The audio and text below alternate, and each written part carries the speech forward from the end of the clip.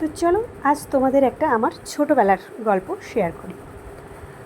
তো বাবা বাজার থেকে মাগুর মাছ নিয়ে আসতো।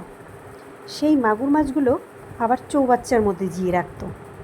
কারণ কি, বাবা মাগুর মাছ খেতে ভীষণ ভালোবাসতো। আর ঠিক বাবার মতো আমিও হয়েছি, মাগুর মাছটা আমার ভীষণ প্রিয়।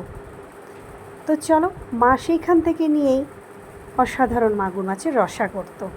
তো সেই দিন আমাদের বাড়িতে মাগুর মাছ নিয়ে কাড়াকাড়ি বেঁধে যেত আমাদের ভাই বোনদের মধ্যে। তো চলো, মার হাতের রেসিপিটাই আজকে তোমাদের সাথে আমি শেয়ার করি। তো এইভাবেই মা মাগুর মাছের রসাটা করতো। আমার তো অসাধারণ লেগেছে। তো তোমরাও ট্রাই করো, আর তোমাদের ছোটোবেলার গল্পগুলো এই সুন্দর সুন্দর রেসিপিগুলোর সাথে শেয়ার করো।